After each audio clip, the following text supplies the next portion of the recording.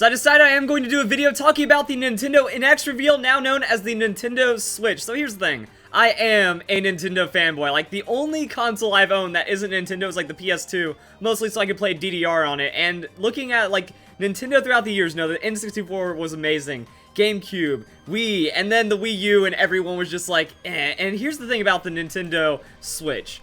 It got me. Like, I was watching this like, yes, this is the Nintendo console. This is where Nintendo needs to go right now. I didn't want to do like a big reaction like, oh my god, what's that? Do you see it? No, I want to really just give my thoughts on this, and I know there's either going to be a lot of like positive praise that's either overzealous and misdirected just because it's like, I have to be hyped because this is the greatest thing ever. There's also going to be a lot of people like, oh, Nintendo looks like it's going to pull another disaster. I want to just go and give my opinions, and it's very positive, but not like irrationally overhyped levels of positive. That looking at this right here, the on-the-go functionality is awesome, and just the way that it plays feels so good. Honest, this is gonna be a lot of me going, honestly, this is amazing. Honestly, this is cool. And I like the features about it. So it seems like it's going to be both. That there was talks of that it being a handheld and a console. I was wondering if it was going to be like something that's a console and then just kind of pseudo becomes a handheld on the go for convenience. But no, this is going to be Nintendo's next 3DS as well. This is going to be the full handheld console. I'm honestly a fan of this because there's a lot of people that they can only get one or the other. You know, the 3DS when it first came out, and even like the new 3DS XLs and stuff, those are pretty expensive. And the Wii U was also pretty expensive as well. And if you're trying to juggle other consoles and stuff, like the Xbox, the PS4, you can get maybe 2 of those 4 consoles I just mentioned, which means you're probably going to get Xbox or PS4, whatever your preference is right there, and then a Wii U or a 3DS, and you don't really have a Wii U and a 3DS for the most part. So having it all go into one means there's not going to be like console exclusives between the same like companies. So I like that. It's also really interesting because I have my 3DS right here. I'm just thinking about it, like this is a lot of years and stuff, and when you think, like, this was the future back then, was like, oh, we get 3D, we get 3D beamed into our face, 3D in our face right here on the 3DS, and it was like a really cool thing, but I don't remember the last time I turned on and fully enjoyed the 3D functionality, because all the games, like, they take it too far. I can only have 3D on for so long while playing Super Smash Brothers, or before it just starts becoming annoying, I can't focus anymore.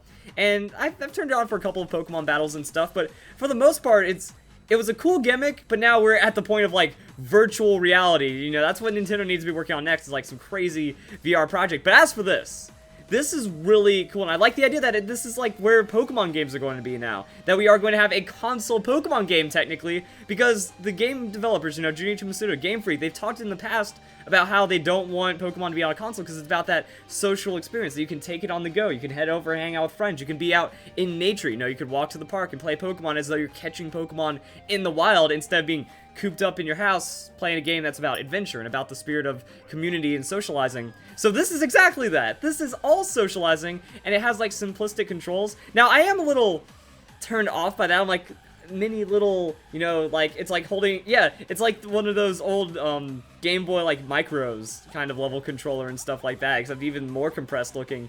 So the controls are going to be more simplistic, and I'm okay with this.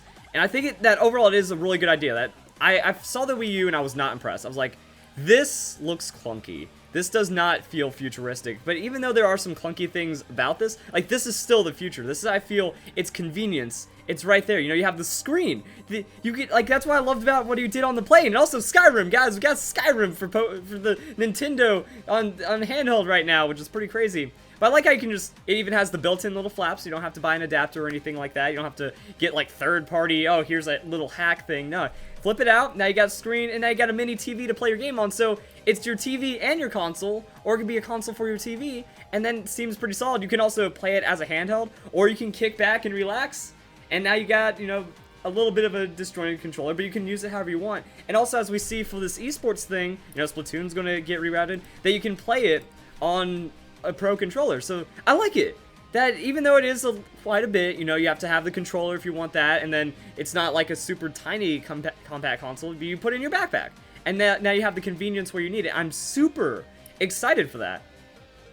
And even the dock, like the little bay that you put it in to actually get it to play the games, you know, that's not too out of the way either. I really like the Pro Controller seems good as well. That when I saw like all the controllers and all the adaptations that they had for the Wii U, you know, it felt a little too complicated. It didn't feel right, even using the Pro Controller, especially using the Wii U controller, I just couldn't feel like I was playing a game when I was doing any of that. And I'm really getting it right now. So here's how I feel about the Switch, in which I've probably called the NX a couple times and didn't catch myself. Here's how I feel about the Switch.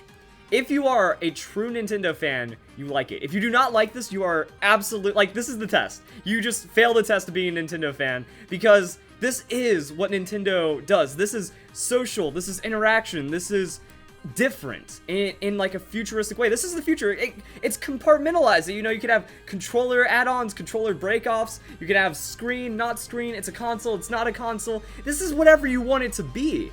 And this is how Nintendo does it. And we get to see the games, you know, we got like super awesome 3D Mario game right here. Like, that's looking pretty fun. We go into the new Legend of Zelda. Like, this is the next generation for Nintendo, and it's showing everything. You know, we got our Mario launch, our Zelda launch. We're even bringing in some other things. Like, I think at some point they even talk about like Platinum Games. You know, they're developing for this. Holy crap, that's Nintendo's not being all stubborn. I think the Wii U, that's just Nintendo's hubris, and in a really bad way, because it was like, we're just going to do what we want, and we're going to shut out anyone that wants to try to make this thing better than it is, because I don't even know. But now, like, you have it, everything, and it's probably not even going to be that expensive, because it's small, it doesn't, and it's not like a crazy processing beast. So people are going to complain about, like, oh, get to play a 5-year-old game, I get to play, you know, Skyrim on a inferior device, or something that might have been impressive years ago.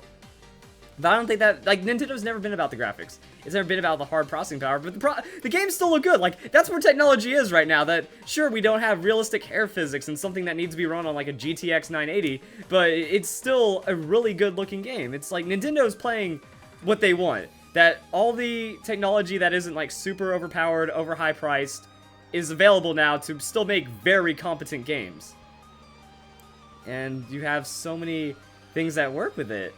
And it's very social. Like, look at that. This is what every anime convention is going to be. This is what every social event is going to be. Everyone pulls out their NX, they gather in a circle, and they play games together. They have multiplayer interactions right there. It's like, it is the console on the go. It's like you're lugging around your Wii with you everywhere you go, except better. And then you can have your Pro Controller, you can have whatever controller configuration you want. This is honestly just straight up awesome. And that's why it is for the Nintendo fan. This is, like, if you disagree with it, you are not a Nintendo fan. And I don't even think that's up for debate after you've seen this. Like, when I saw the Wii U, I didn't get hyped for it. When I saw the Wii, I was still kind of eh. And even though, like, everyone's talking about how the Wii was, like, revolutionary and really, like, changed the game for Nintendo, and it was, like, one of the best things ever, I was still a bigger fan of, like, the Nintendo 64 and the GameCube than the Wii. But this is it. This looks like it's going to be affordable. This looks like it's going to be right. And that means we're going to get a Pokemon game on the console. We're not going to have to be split between the console and the handheld, as I've already talked about before. Like, this is only good things. This is only good things. And that's why I'm super excited. I don't even know what else to say. Like, I was going to try to pick apart some of the other features. Like, yo, that's cool. There's a little console dock right there. And I guess there's, like, an HDMI. I'm trying to look because, yeah, unfortunately, you can only, like, the little loading bar doesn't go away unless the video is playing and you're not moving. So I'm looking under it. I guess they have like a small little outlet or something for the HDMI. Because now I'm thinking about recording it. Because I have an Elgato and I really want to record. So I don't think it's going to be able to be recordable handheld. However, yo, like, here's my 3DS. And that's why you might have noticed, like, why is there this other wire coming out of it? That's because that goes into what I use for my capture. That's the capture device. If this can be, like, hacked for the capture device as well, that could be really interesting. Now, I don't know how it'll be able to, like, fit into the compartment anymore, but yeah, there's going to be a lot of really interesting implications about recording this for video and stuff like that.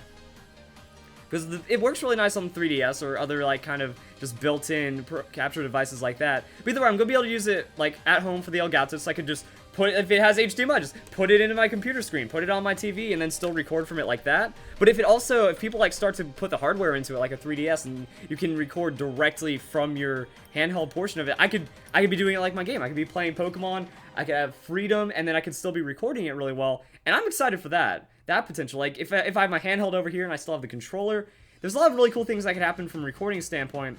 So hopefully it isn't too bad.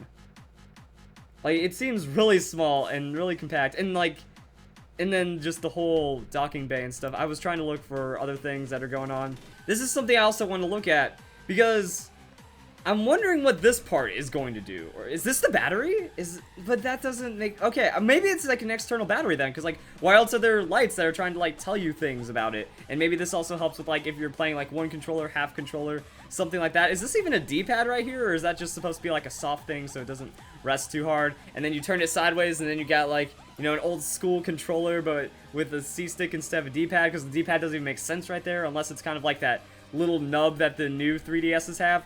But looking at this, I'm trying, like, it just seems like it might just be a separate kind of brick. It might be a battery pack, so that way you have, like, battery controller. And this is the optional way to use this for play. Also, I just noticed that it's, like, offset, that there's one part that has the buttons on the bottom, and then there's one part that has buttons on top, that we can flip it over, and then you got the controller either way. That's actually really clever. That is hella clever.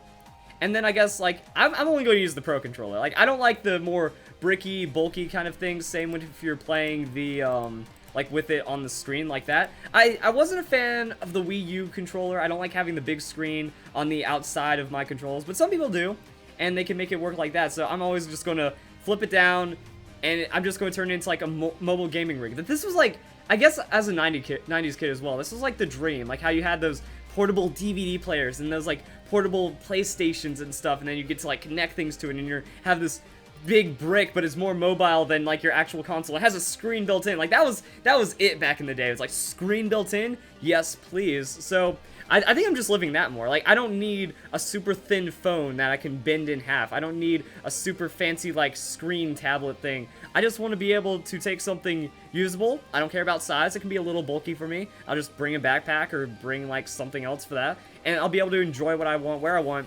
The only problem I'm thinking is, like, battery power. Like, it doesn't seem that complex, though. It doesn't seem like it's going to be a major processing strain for this thing at all. It's very compact. Like, there's no bulk on the back either. It's just, like, where does it all fit? How do they do it? Technology these days. It's actually great. And because of that, yeah, hopefully, maybe external battery packs as well. Now, like, that'd be interesting if there was, like, a charging dock. You know, because this looks all dock-based. I guess, like, you know, you just plug in the, you know, console stand. Is that the console? Is that the stand? Oh, yeah, that's right. So it does break it apart and shows to be kind of a controller. So, is that built into the controller? Does that part slide out as well? That's kind of like some weirdness right there. But yeah, so charging, it's on, it's connected to the TV right there. I guess you just plug it in, and then then that's like one of those charging decks. Okay. So I guess that's how that's going to work. And then you charge it there, you take it on the go. So I'm wondering if there's going to be something like that that's portable. You know, that has a built-in battery. So that's like a USB charging stick, a battery pack, or something like that. And then you can just pull that out there, you can slide it in, and then it'll just recharge it on the fly. Or maybe there'll be like some kind of thing you set it on there. Like, I would hope for that. Because that's like the only problem about a console. Is like the worst thing is when you start seeing that light flashing. You're like, no, I'm so immersed in the game. Immersion broken. But other than that, like I said, this is the Nintendo console. I want it. March? Great. Like, they did the reveal so late. You know, it's not getting a holiday release. So that's going to hurt Nintendo quite a bit. They waited till October. We didn't get anything for E3. We didn't get anything at any of the other gaming expos. No announcements whatsoever. And then suddenly this was like, yeah. Oh, by the way, here's our console, and it's actually looking pretty awesome. Nothing else to say. So if you guys enjoyed the video, my thoughts on the Nintendo Switch. I'm getting it. I'm not going to skip out on this next generation Nintendo console. And I feel like I'm happy to be a Nintendo fan. I think that's the most important thing to take away. So if you guys enjoyed the video, hope you all have a nice day. Thank you very much for watching.